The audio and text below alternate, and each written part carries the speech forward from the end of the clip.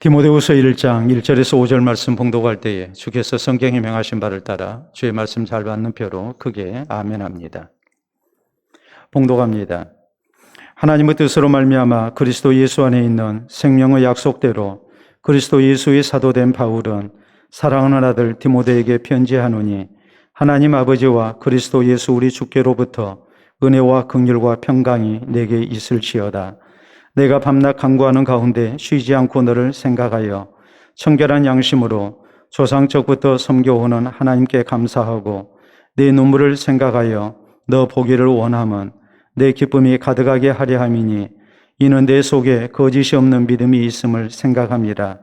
이 믿음은 먼저 내 외조모 로이스와 내 어머니 유니게 속에 있더니 내 속에도 있는 줄을 확신하노라. 아멘. 우리가 많이 기르는 물고기 가운데에 이런 종류가 있습니다. 우리가 사진으로 만나보도록 합니다. 여러분 사진 보시게 되면 여러분 가정에 혹시라도 물고기를 기르시는 분들이 있다면 저런 물고기 분명히 많이 기르고 계실 줄로 믿습니다. 이것은 비단 잉어과의 그런 이제 물고기입니다. 이 물고기를 작은 어항에 넣어서 기르게 되면 5cm에서 8cm 정도로 자라납니다. 그런데 이 잉어를 커다란 수족관이나 연못에 넣어두면 이렇게 자라납니다. 보시게 되면 또 저런 비단 잉어도 많이 보셨을 겁니다. 15cm에서 25cm 정도로 이렇게 더 크게 자라납니다. 더 놀라운 것은 이 비단 잉어를 강물에서 살게 하면은 이렇게 자라납니다. 90에서 120cm 정도의 어마어마한 그런 큰 물고기로 자라납니다. 똑같은 물고기지만 어항에서 기르면 피라미만하게 자라나고 강물에서 살게 하면 대어가 됩니다. 이 물고기의 이름은 코이입니다. 그래서 나온 말이 있습니다. 바로 코이의 법칙입니다. 자신이 처한 환경에 따라서 갖게 되는 꿈과 삶의 크기가 결정된다는 법칙입니다. 그러므로 이 코이의 법칙은 아주 분명한 사실 두 가지를 우리에게 강조합니다. 첫째는 자신의 잠재성을 믿고 큰 꿈을 가지고 살아야 함을 가르칩니다. 두 번째는 환경의 중요성을 우리에게 또 강조합니다. 따라서 이 코이의 법칙이 우리에게 강조하는 것은 바로 이것입니다. 자신의 잠재성을 믿고 그 꿈을 이룰 수 있는 좋은 환경 가운데 있기를 힘써야 우리가 아름다운 인생을 살 수가 있고 또 우리의 자녀들이 큰 사람으로 자라날 수가 있다는 것을 우리에게 강조합니다. 오늘은 어린이 주일입니다. 하나님께서 우리에게 허락하신 자녀들과 어린이들을 소중히 여기며 또 사랑하는 가운데 하나님의 신실한 사람으로 양육할 것을 우리 모두 다시 한번 다짐하는 날입니다. 그러므로 우리 성도는 무엇보다도 우리의 자녀들이 신앙적인 좋은 환경 가운데서 자라날 수 있게 해야 합니다. 그래서 하나님께서 사랑하시고 귀히 쓰시는 하나님의 큰 사람이 되게 해야 합니다. 오늘 본문 성경은 위대한 전도자인 사도 바울이 그의 믿음의 아들인 디모데에게 써보낸 내용을 우리에게 전합니다. 지금 사도 바울은 예수 그리스도의 복음을 증거하다가 잡혀서 로마의 감옥에 갇혀 있습니다. 이런 형편 속에서 사도 바울은 믿음의 아들 디모데에게 편지를 써보냅니다. 3절에 보면 바울은 디모데를 위하여 밤낮 쉬지 않고 기도할 때마다 하나님께 감사한다고 말합니다. 이어진 4절에 보면 디모데의 따뜻한 정을 생각하며 보고 싶다고 말합니다. 그리고 5절에 그 이유를 이렇게 말합니다. 이는 내 속에 거짓이 없는 믿음이 있음을 생각함이라라고 말합니다. 디모데는 거짓이 없는 믿음의 자녀였습니다. 신실한 그리스도인이었고 진짜 하나님의 사람이었습니다. 그러므로 사도 바울은 디모데를 위하여 기도할 때마다 하나님께 감사가 됐었고 또 자신이 힘들 때마다 보고 싶었고 또 위로가 되고 힘이 되는 믿음의 아들이었습니다. 그러므로 사랑하는 성도 여러분, 우리 모두 본문 성경을 통하여 디모데가 어떻게 거짓이 없는 믿음의 자녀가 되었는가를 살펴봐야 합니다. 그리고 우리의 자녀들이 디모데처럼 거짓이 없는 믿음의 자녀로 잘 성장할 수 있게 해야 합니다. 신앙적인 좋은 환경 가운데 자라나게 해야 합니다. 그래서 우리가 자녀들을 위해서 하나님 앞에 기도할 때마다 감사가 되고 또한 위로와 힘이 되는 은혜가 우리 모두에게 있어야 할 것입니다. 그러면 디모데는 어떻게 해서 거짓이 없는 믿음의 자녀로 자라날 수가 있었습니까? 우리 모두 어떻게 해야 우리의 자녀들이 거짓이 없는 믿음의 자녀로 자라날 수 있겠습니까?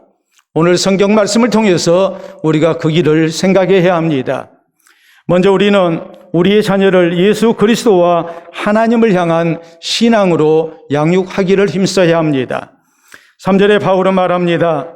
내가 밤낮 간구하는 가운데 쉬지 않고 너를 생각하여 청결한 양심으로 조상적부터 섬겨오는 하나님께 감사하고라고 했습니다. 디모데의 가정 환경은 신앙적인 환경이었습니다. 청결한 양심으로 조상적부터 하나님을 섬겨오는 가정 환경 속에서 디모데는 자라났습니다. 한마디로 디모데의 가정은 하나님을 경외하는 가정이었고 또 하나님께서 허락하신 자녀들을 하나님을 향한 신앙으로 양육하는 가운데 하나님의 백성으로 길러내기를 힘썼던 그런 아름다운 가정이었습니다. 그럴 때 거짓이 없는 믿음의 자녀 디모데가 세상에 존재할 수 있었던 것입니다. 따라서 우리 성도도 우리의 자녀들이 거짓이 없는 믿음의 자녀로 자라나게 하려면 무엇보다도 우리의 자녀들을 신앙으로 양육하기를 힘써야 합니다. 예수 그리스도가 나의 구주이신 것을 믿게 해야 합니다. 예수 그리스도의 구주 되심을 가르쳐야 하고 어려서부터 하나님을 경외하고 하나님을 향한 신앙으로 살 수 있도록 가르쳐야 합니다. 분명한 사실은 자녀들의 신앙은 자라면서 저절로 자라나는 게 아니라는 사실입니다. 자녀들을 신앙적인 환경 가운데서 기르고 우리가 신앙교육을 힘써야만이 우리의 자녀가 신실한 하나님의 사람으로 자라납니다. 신앙의 아름다운 환경 속에서 신앙교육을 힘써야만이 신앙이 자라나는 법입니다. 그래야 신실한 하나님의 사람이 될 수 있고 거짓이 없는 믿음의 자녀가 될 수 있습니다. 그렇기 때문에 자녀 교육의 목표가 신앙적이어야 합니다. 단순히 공부 잘하는 것, 좋은 대학 들어가서 좋은 직장 들어가는 것이 자녀 교육의 목표가 돼서는 안 됩니다. 그보다도 보다 근본적인 것, 예수님을 진실되게 구주로 믿고 하나님을 경외하는 하나님의 사람 되게 하는 것, 이것이 자녀 교육의 최우선이 되어야 되고 가장 중요한 내용이 되어야 됩니다. 그래야만이 우리 하나님께서 기뻐 받으실 만한 거짓이 없는 믿음의 자녀가 될 수 있고 하나님이 사랑하시는 하나님의 사람이 될 수가 있습니다. 우리가 신명기 6장 4절 이하에 보면 하나님은 이렇게 말씀하십니다. 이스라엘아 들으라. 우리 하나님 여호와는 오직 유일한 여호와이시니 너는 마음을 다하고 뜻을 다하고 힘을 다하여 내 하나님 여호와를 사랑하라. 오늘 내가 내게 명하는 이 말씀을 너는 마음에 새기고 내 자녀에게 부지런히 가르치라라고 말씀하십니다. 하나님의 백성된 성도는 오직 하나님만이 참 하나님이신 것을 기억하고 이 하나님만을 섬기고 하나님만을 사랑하고 하나님을 향한 신앙으로 살아야 한다고 강조하죠. 그런데 그게 다가 아닙니다. 이어서 하나님은 말씀하시기를 하나님이 허락하신 자녀들에게도 이 신앙이 계승되도록 우리가 힘써야 한다고 이렇게 말씀합니다. 우리가 성경을 보면 욥이라는 신실한 하나님의 사람이 나옵니다. 그는 온전했고 정직하고 하나님을 경외하는 사람이었습니다. 악에서 떠난 하나님의 사람이었습니다. 그래서 하나님께서 사랑하시고 많은 복을 받습니다. 그에게 하나님께서 10명의 자녀를 주셨습니다. 이 자녀들을 어떻게 양육합니까? 자녀들에게 재산관리 잘하라고 가르칩니까? 아니면 세상 가운데서 공부 잘해서 출세하라고 가르칩니까? 욥에게 있어서 그것이 제일 중요한 문제가 아니었습니다. 아버지 욥은 자신과 마찬가지로 하나님의 허락해 주신 이 자녀들이 오직 하나님을 경외하고 하나님을 향한 신앙으로 살기를 원했습니다. 그리고 이것을 강조했고 또한 아버지로서 이 자녀들과 더불어서 하나님을 경외하고 하나님 앞에 예배드리기를 힘썼습니다. 그 이유가 무엇일까요? 그래야만이 하나님께서 사랑하시고 복 주시는 자녀들이 될 수 있었기 때문입니다. 오늘 내가 나된 것 다 하나님의 은혜로 된 것임을 고백하면서 내가 하나님을 향한 신앙으로 살았기 때문에 하나님께서 내 삶 속에 같이 하시고 오늘 내가 있게 하신 것을 기억하면서 내 자녀들에게도 이 신앙을 남겨주며 이 자녀들이 하나님을 향한 신앙 가운데 하나님의 복을 누리고 하나님의 영광을 나타내는 하나님의 사람 되기를 원했던 것입니다. 우리가 스위스의 페스탈로치 하면 교육의 아버지로 이렇게 기억을 합니다. 페스탈로치는 당시 사람들이 자식을 부모의 소유물로 생각하던 때에 어린이를 하나의 인격체로 인정을 했습니다. 그리고 이 아이들을 그리스도의 사랑으로 돌보고 교육했습니다. 그 아들을 사랑했고 그 아들을 돌봅니다. 또 저희를 가르쳤습니다. 전 세계적으로 초등학교 교육을 가장 먼저 시작했던 사람, 그가 바로 페스탈로치입니다. 그러므로 사람들은 페스탈로치를 부를 때에 고아의 아버지, 또 근대 교육의 아버지, 또 교육자의 표상이라고 이렇게 불렀습니다. 이 페스탈로치의 교육의 중심 사상은 하나님을 사랑하는 것이었고, 또한 예수 그리스도를 본받아서 이웃을 사랑하고 섬기며 나누는 사람으로 더불어 살아갈 줄 아는 사람, 이런 아이들을 기르기 위해서 페스탈로치는 평생에 헌신했습니다. 이 페스탈로치가 죽은 후에 그를 기리기 위해서 동상을 건립합니다. 페스탈로치가 인자 모습으로 어린이를 내려다보고 있는 모습이었습니다. 그리고 어린아이는 페스탈로치를 바라보는 모습이었습니다. 페스탈로치와 함께 어린이 교육에 헌신된 사람들은 이 동상을 보고 잘못됐다고 지적을 합니다. 왜냐하면 페스탈로치는 아이들에게 자기를 닮으라고 가르치지 않았기 때문입니다. 페스탈로치는 아이들에게 예수 그리스도를 닮으라고 가르쳤습니다. 그러므로 어린이가 페스탈로치의 얼굴을 바라보고 있는 이 동상, 이것은 잘못됐다고 지적을 한 겁니다. 그래서 다시 제작을 했습니다. 자, 오늘 남아있는 페스탈로치의 동상은 이 모습입니다. 여러분 사진을 보시게 되면 페스탈로치가 어린이를 인자한 얼굴로 내려다보고 있고, 어린아이는 페스탈로치를 보는 게 아니라 저 멀리 하늘을 보고 있습니다. 무슨 뜻입니까? 페스탈로치의 얼굴 대신에 멀리 하늘을 바라보는 모습, 다시 말해서 하늘에 계신 예수 그리스도와 하나님을 향한 신앙으로 살게 하기 위해서 평생에 이것을 강조하고 가르쳤던 페스탈로치의 교육 이념과 철학을 사람들에게 알게 하기 위해서 가르치는 선생님을 보는 것이 아니라 그리스도를 보게 했고 하나님을 바라보게 하는 모습으로 동상을 제작한 것입니다. 사랑하는 성도 여러분, 우리 성도도 하나님께서 허락하신 자녀들, 우리가 어디에 중점을 두고 양육해야 할 것인가를 분명히 해야 합니다. 신앙교육을 제일 중요하게 생각해야 합니다. 예수 그리스도와 하나님을 향한 신앙으로 우리가 양육해야 합니다. 우리의 자녀들에게 예수 그리스도가 구주이신 것을 가르쳐야 합니다. 또 하나님을 경외하고 하나님 의지하며 살게 해야 합니다. 하나님의 영광을 위해서 살게 해야 하고, 나 자신보다는 이웃을 사랑하고 돌보며 더불어 살아갈 줄 아는 하나님의 백성으로 우리가 양육해야 합니다. 그래서 우리의 자녀들이 거짓이 없는 믿음의 자녀가 돼서 하나님께서 사랑하시고 또 하나님께서 귀히 쓰시는 하나님의 사람 되는 이런 은혜가 우리 모두에게 있기를 바랍니다. 둘째로, 우리의 사랑하는 자녀들이 거짓이 없는 믿음의 자녀가 되게 하려면 우리는 어려서부터 자녀들을 신앙으로 양육해야 합니다. 3절에 있는 말씀대로 디모데의 가정은 신앙적인 가정이었습니다. 조상적부터 하나님을 섬겨오는 가정이었습니다. 그러므로 디모데는 어려서부터 하나님을 섬기며 자라납니다. 우리가 디모데후서 3장 15절 이하에 있는 말씀을 보면 바울은 디모데에게 성경의 중요성을 강조하면서 이렇게 말합니다. 또 내가 어려서부터 성경을 알았나 하니, 이 말씀이 무엇을 말합니까? 디모데는 어려서부터 성경 말씀을 듣고 자라났습니다. 성경을 가까이 했습니다. 그래서 거짓이 없는 믿음의 신실한 하나님의 사람이 될 수 있었습니다. 그렇기 때문에 우리가 이 사실을 기억해야 합니다. 어려서부터 신앙교육이 얼마나 우리의 자녀들에게 중요한가를 명심해야 합니다. 우리의 자녀들을 어려서부터 신앙으로 양육하기를 힘쓰는 부모가 되어야 합니다.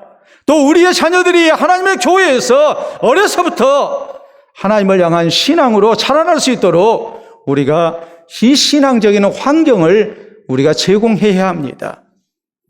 우리가 성경에 보면 시편 78편에 보면 하나님은 이스라엘의 부모들에게 또 그리스도인 부모된 우리에게 말씀하십니다. 자녀들을 어려서부터 하나님의 말씀으로 하나님을 향한 신앙으로 철저히 훈련시키라고 명령합니다.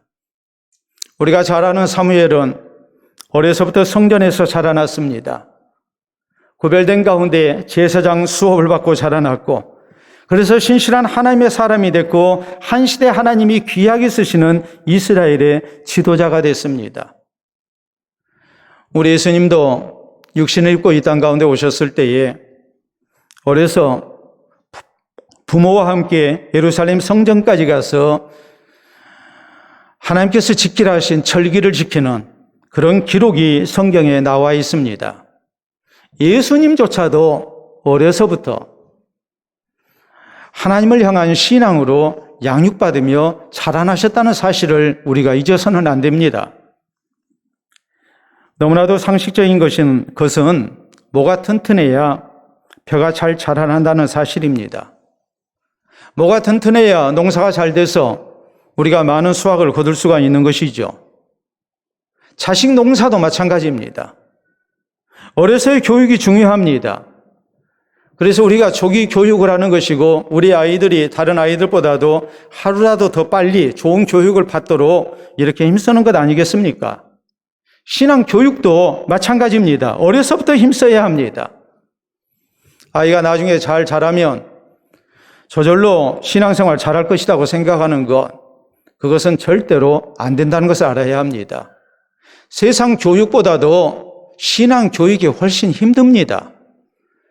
세상 교육은 어려서부터 부모가 관심을 갖고 열심을 다해서 교육을 해야 그래야 공부 잘하는 아이로 자라날 수 있다고 우수한 인재로 자라날 수 있다고 믿으면서 신앙 문제에 대해서는 나중에 크면 저절로 신앙이 잘하고 신앙생활 잘할 것이라고 착각하는 이것이 하나님 앞에 우리가 저지르고 있는 죄악이라는 사실을 우리가 잊어서는 안 됩니다. 작년 6월 20일 이런 보도가 나왔습니다. 남미의 가난한 나라 볼리비아의 한 선생님에 대한 기사였죠. 일프레도 잘딘이라는 시골학교 선생님에 대한 기사였는데 이분이 초등학교 선생님이십니다. 그런데 코로나 감염병 때문에 학생들이 등교를 할 수가 없습니다. 그래서 비대면 수업을 해요. 인터넷으로 온라인 수업을 하게 되는데 볼리비아는 우리나라와 달리 인터넷 속도가 굉장히 느리고 더 비싸요. 거기다가 굉장히 가난한 나라죠. 아이들 역시 가난합니다. 그렇기 때문에 컴퓨터가 없고 또 핸드폰도 가지고 있지 않고 그래서 인터넷 수업을 한다 할지라도 인터넷 수업을 받을 수 있는 아이는 거의 없어요. 그럼 이런 상황 속에서 선생님이 난 인터넷 수업했다 하고 자기의 책임을 다했다고 그렇게 자기 합리화 속에 빠질 수가 있죠. 편한 길을 찾을 수 있죠. 그런데 이 선생님은 그렇게 하지 아니했어요. 자기가 맡은 학생이 19명인데 이 아이들 직접 집집마다 찾아다니면서 수업을 하는 거예요. 산골 지역이기 때문에 아이들이 여러 마을에 흩어져 있어요. 이 선생님 자동차가 없습니다. 그러므로 자전거를 개조해서 실판을 싣고 비포장 산골길을 일주일에 3번이나 이렇게 다니면서 마을마다 찾아다니면서 아이들을 가르치는 거예요. 우리가 사진으로 한번 보도록 하겠습니다. 여러분 사진 보시게 되면 저렇게 자전거 개조해서 뒤에다가 칠판 싣고 그리고 아이들 찾아다닙니다. 저렇게 다니다 보면 다음 사진 보면 저렇게 넘어지기도 하고 고생을 많이 하지요. 완전 산골길이잖아요. 자, 마을 찾아가서 아이들 모이게 해서 이제 공부를 가르칩니다. 저렇게 몇 명 모여서 이제 공부를 해요. 19명인데 여러 마을이 흩어져 있잖아요. 다음 사진 보게 되면 어떤 마을에서는 2명 아이 이렇게 가르치기도 하고 또 다음 사진 보면 1명 놓고 이렇게 1대1 대면 수업을 하는 거예요.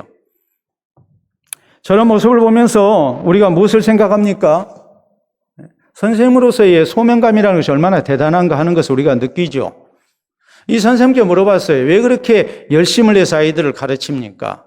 이 선생님의 대답은 분명히 했어요. 어려서 공부해야 할 때 배우지 못하면 나중에 커서는 배울 수가 없다는 거죠. 그리고 평생 가난을 벗어날 수가 없기 때문에 가난한 나라에서 신분 상승할 수 있는 내 어려운 처지를 벗어날 수 있는 길은 교육밖에 없는데 어려서 학교 다녀야 할 때 학교 다니고 배워야 할 때 배워야 하는데 여러 가지 환경이 좋지 못해서 제대로 교육을 받지 못하는 이 상황 속에서 선생님으로서 이것을 방치해버리면 이 아이들의 장래를 망치는 거라는 거고 이 아이들의 인생을 망치는 그런 선생님이 되기 때문에 그럴 수가 없다는 거예요.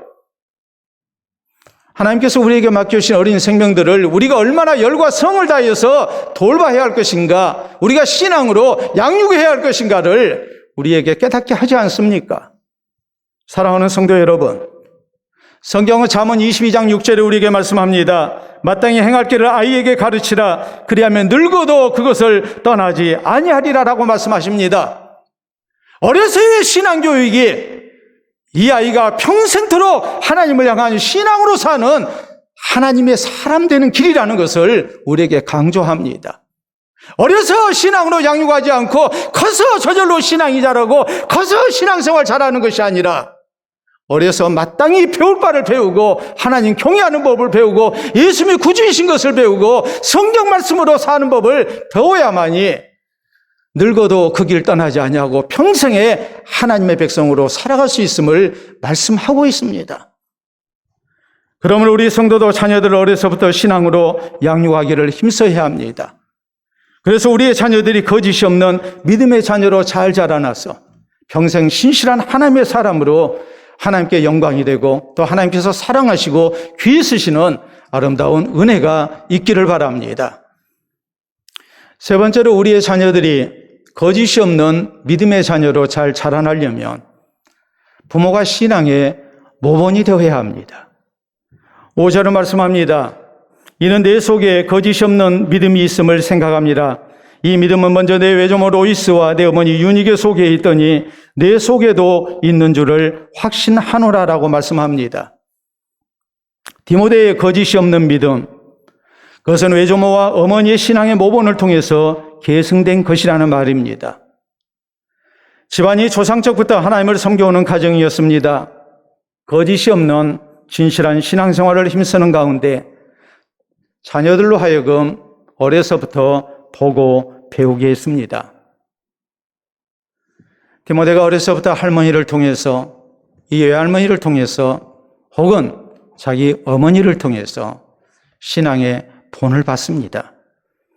그래서 오랜 세월에 걸쳐서 신실한 신앙의 가문을 이루는 이 아름다운 가정에서 어려서부터 하나님을 경외했고 하나님 섬기는 법을 배운 것입니다.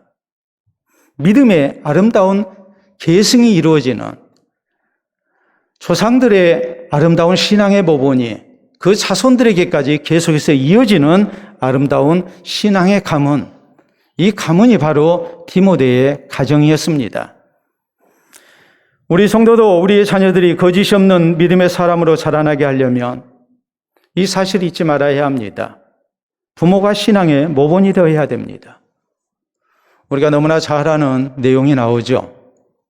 아브라함의 하나님, 이삭의 하나님, 야곱의 하나님이라고 성경에 보면 이스라엘 백성들이 이렇게 부릅니다. 저희 믿음의 조상들, 3대에 걸친 믿음의 아름다운 조상들의 이름을 부르면서 그들의 자손인 것을 자랑스럽게 여깁니다. 아브라함과 이삭과 야곱은 3대에 걸쳐서 어떤 아름다운 신앙의 모습이 있었습니까? 우리가 성경에 보면 하나님께서 아브라함을 믿음의 조상으로 세우셨을 때에 아브라함은 하나님의 말씀에 순종했습니다. 또 어려운 일을 만나면 하나님 앞에 예배를 드리고 기도합니다. 이 모습을 아들 이삭이 어려서부터 봤습니다. 이삭도 하나님 말씀에 순종합니다. 그리고 하나님의 복을 소중히 여기며 어려운 일 만나면 마땅히 하나님께 예배드리며 하나님께 기도합니다. 이 모습을 손자인 야곱이 또 봤습니다. 할아버지가 그리하는 모습을, 아버지가 그런 모습을 봤습니다. 역시 마찬가지로 하나님을 경외합니다. 하나님의 복을 소중히 여깁니다. 어려운 일 만나면 할아버지가 예배드렸던 그 장소 찾아가서, 아버지가 예배드렸던 그 장소 찾아가서 하나님 앞에 예배드리며 기도하며 하나님의 은혜를 구합니다. 그럴 때 하나님께서 할아버지 아브라함에게 응답하셨듯이, 아버지 이삭에게 응답하셨듯이 손자인 야곱에게 나타나시고 응답하십니다. 그럴 때 아브라함의 하나님, 이삭의 하나님, 야곱의 하나님이라고 불리워지는 신앙의 명문가를 이루는 아름다운 모습이 성경에 분명히 기록되지 않습니까? 우리나라 선교 역사에 있었던 일입니다. 무호 선교사님이 1892년 우리나라에 들어와서 교회를 세우고 전도 사역을 시작합니다. 그런데 교회에 소근계라고 불리우는 박봉출이라는 어린 백정이 있었습니다. 백정은 오늘날로 얘기하면 도축업자죠. 당시 사람 대접을 받지 못했습니다. 가장 천한 사람들이었습니다. 이 박봉출이라는 어린 백정을 소근계라고 사람들이 불렀던 이유는, 소근계라는 말은 근수가 적게 나가는 개라는 말입니다. 사람을 사람 대접하지 아니하고 개라고 했습니다. 그렇게 천민입니다. 그런데 이 소근계의 아버지가 장티푸스로 죽어가고 있다는 사실을 무호 선교사가 알게 됩니다. 그래서 고종의 주치의인 에비슨 선교사에게 연락을 했습니다. 당시 에비슨 선교사는 서양 의술병원인 제중원을 세워서 여러 환자들을 돌보면서 임금인 고종의 주치의로 이렇게 일하고 있었습니다. 이 의료 선교사인 에비슨 선교사가 소근계의 집으로 가서 아버지인 백정 박 씨를 치료해서 낫게 했습니다. 그러니까 소근계 아버지가 크게 감동을 받았습니다. 그 이유는 임금의 주치의가 백정인 자신을 치료해서 살게 해줬다는 사실. 이것은 도저히 있을 수 없는 일이고 상상도 할 수 없는 일인데 그 일이 자신에게 일어났단 말이에요. 이것이 하나님의 사랑으로 가능한 일이다. 기독교 신앙 아니면 도저히 있을 수 없는 일이다. 이렇게 생각을 하고 이 사람이 교회를 나오기 시작했습니다. 그래서 우리나라에서 백정 출신으로 처음으로 예수님을 믿게 됐습니다. 이 사람이 자신의 이름을 바꿨습니다. 성춘이라고 바꿨습니다. 박성춘. 그렇게 이름을 바꾼 이유는 예수님을 믿고 새 봄을 맞이하여 새 사람이 됐다 해서 이룰 성자에 봄춘자를 써서 내가 새 봄을 맞이한 새 사람 됐다 해서 성춘이라고 이름을 바꿨습니다. 그리고 아들의 이름 봉출, 이 소근계의 이름을 바꿔줬습니다. 뭐라고 바꿨냐면 서양이라고 바꿨습니다. 서양이라는 말은 상서로울 서자에 태양양자입니다. 예수님을 구주로 믿게 됐으니 앞으로 상서로운 태양이 되라는 말입니다. 세상에 빛이 되는 사람. 그런 뜻입니다. 그리고 이 아들을 에비슨 선교사에게 맡겨서 제중원 의학교에 입학하게 합니다. 이 아이가 교육을 잘 받아서 제중원 의학교 1회 졸업생이 됐습니다. 1908년 우리나라 최초로 의사 면허를 받은 사람이 됩니다. 아버지 박성춘은 신앙생활을 열심히 해서 1911년 우리나라 최초로 백정 출신으로 장로가 됐습니다. 이 아들에게 늘 강조합니다. 우리는 하나님의 은혜를 잊어서는 안 된다. 하나님의 사랑을 우리가 잊어서는 안 된다. 하나님이 우리를 구원하시고 새로운 인생을 살게 하셨는데 우리가 하나님 은혜에 보답하며 살아야 한다. 선교사님들이 우리 인생을 바꿔준 것처럼, 우리를 위해서 희생하고 섬긴 것처럼 우리도 하나님이 주신 은혜 가운데 다른 사람을 사랑하고 섬기는 사람으로 살아야 한다. 늘 강조합니다. 그래서 아들 박서향은 신실한 그리스도인 의사가 돼서 만주로 건너갑니다. 독립군 군의관으로 독립운동에 헌신합니다. 또 구세 의원을 세워서 가난한 백성들을 진료합니다. 환자의 3분의 1은 무료 진료 혜택을 받았습니다. 이분이 또 교육운동에 헌신했습니다. 숭신학교를 세워서 인재를 양성합니다. 아버지의 신앙의 모범을 따라서 아들도 신실한 하나님의 사람으로서 하나님의 영광을 위해서 또 나라와 민족을 위해서 평생을 헌신하는 부자로 귀하게 쓰임을 받은 것입니다. 사랑하는 성도 여러분, 교육학에 너무나도 유명한 격언이 있습니다. 자녀는 부모의 손가락이 가리키는 것으로 가지 아니한다. 부모의 등을 보고 발걸음을 따라서 간다라는 말입니다. 아무리 부모가 다른 방향으로 가리킨다 할지라도 자식이 그 방향으로 가는 거 아닙니다. 부모의 등을 보고 부모의 발걸음을 따라서 가는 것이 자식입니다. 자녀가 바로 자라나기 위해서는 먼저 부모가 본이 되어야 한다는 말입니다. 자녀의 신앙 양육도 마찬가지입니다. 부모가 먼저 신앙의 모본이 되어야 합니다. 그래야 자녀가 신앙으로 잘 자라날 수 있습니다. 우리 모두 부모로서 자녀에게 신앙의 모본이 되어야 됩니다. 예배드리는 일에, 기도 생활에, 하나님 말씀에 순종하는 일에 우리가 이웃을 사랑하고 섬기며 나누며 또한 헌신되는 일에 모본이 되어야 됩니다. 그래서 자녀들이 부모된 우리를 따라서 거짓이 없는 믿음의 사람으로 잘 자라나는 가운데 신실한 하나님의 사람 되어 하나님께서 귀하게 쓰시는 은혜가 있기를 바랍니다. 실제 있었던 실화입니다. 미국과 뉴질랜드를 오가던 여객선 잔세노가 있었습니다. 태평양을 항해하는데 어느 날 거대한 폭풍을 만나게 됐고 배가 고장이라고 말았습니다. 당시에는 무전기가 없던 시대였기 때문에 유일한 구조 방법은 오가는 배를 만나는 것입니다. 그런데 배를 만날 수가 없었습니다.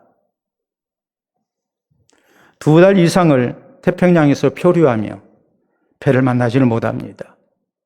마실 물과 먹을 음식들이 점점 떨어져 갔고 모두가 절망 상태에 빠지고 말았습니다. 구조를 포기할 수밖에 없었습니다. 이제는 죽음만을 기다려야 하는 그런 상황이 되고 말았습니다. 그런데 그 배에 6개월 된 어린 아기가 하나 타고 있었습니다. 젊은 부부의 아이였는데 이 아이가 사람들을 보면 잘 웃는 아이예요. 그러니까 아이가 웃는 모습을 보고 보는 어른들도 보면 같이 웃었어요. 이 아이의 웃는 모습을 보면 걱정을 잊을 수밖에 없었어요. 그러면서 사람들은 희망을 갖게 됐습니다. 배 안에 사람들이 마음속에 이런 생각을 모두가 하게 됐습니다.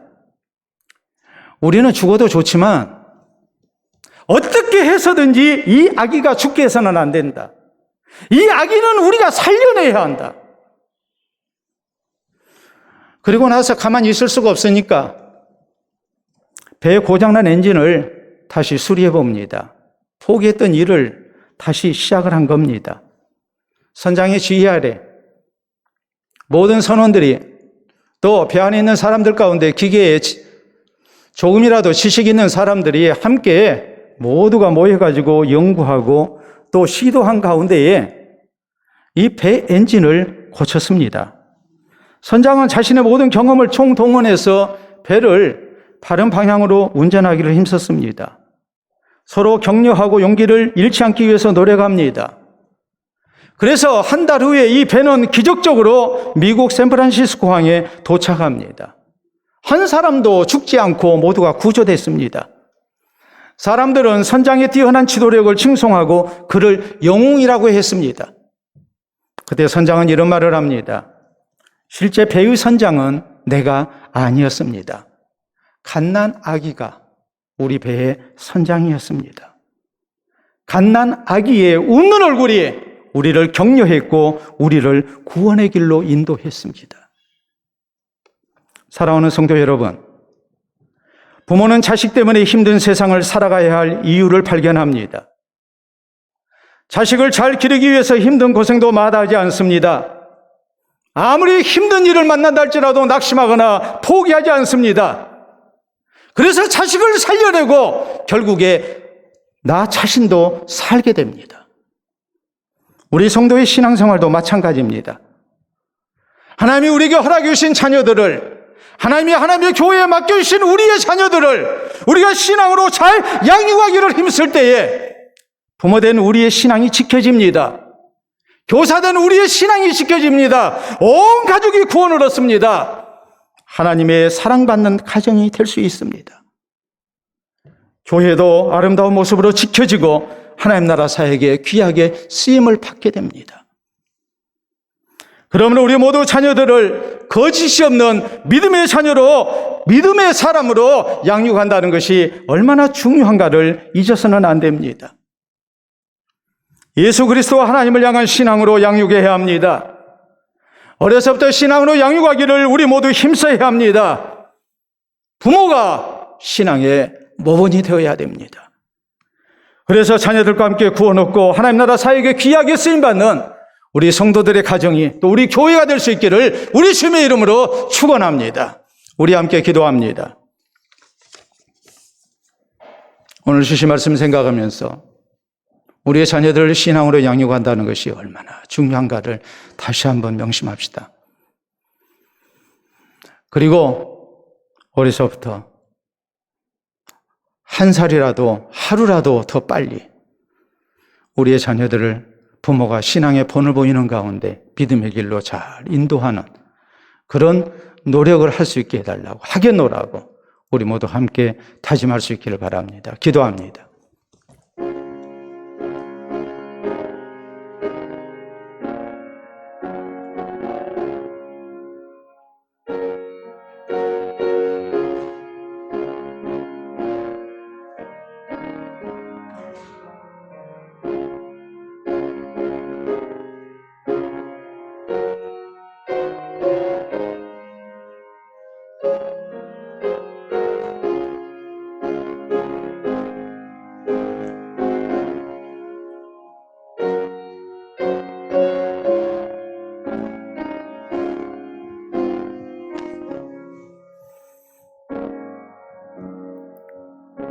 이 시간도 살아계신 우리 아버지 은혜를 진심으로 감사합니다.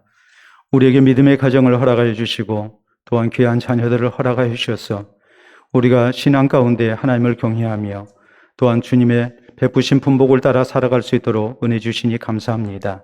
더욱 아름다운 신앙의 가정을 이루기 위하여 부모의 신앙이 또한 우리의 사랑하는 자손들에게 아름답게 계승되기를 원합니다.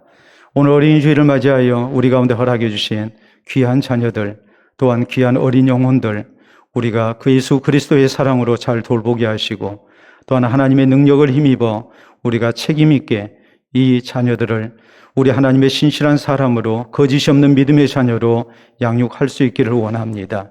부모는 우리 모두에게 또한 교사들에게 하나님께서 특별한 지혜와 소명감을 더해 주시고 또한 어린 생명들을 신실한 하나님의 사람으로 양육하고자 하는 열정을 허락해 주시옵기를 원합니다. 어려서부터 신앙으로 잘 양육하여 신실한 하나님의 사람 되는 은혜가 있게 하시고 어려서부터 성경으로 가르치며 또한 기도로 우리가 양육하는 가운데에 하나님께서 기뻐 받으실 만한 아름다운 하나님의 사람들이 다 되게 해 주시옵소서. 부모의 또 교사들의 신앙의 모본이 이 사랑하는 자녀들에게 아름다운 본이 되게 하시고 이 자녀들이 우리와 함께 주를 경외하며 신실한 믿음의 백성으로 세상을 살게 하시고 하나님 나라를 세워나가는 하나님의 사람들 일꾼 될 수 있도록 주님 역사하여 주시옵소서. 이 시간 이후에 있게 될 유아 세례 시기에도 같이 하여 주셔서 하나님의 특별한 은혜가 어린 생명들과 또한 저희 부모에게 임재하시사 이후로 더욱더 신실한 하나님의 사람으로 이 아이들의 자라남이 우리에게 기쁨되게 하시고 감사되게 하여 주시옵소서. 감사하오며 예수님 이름으로 기도하옵나이다. 아멘.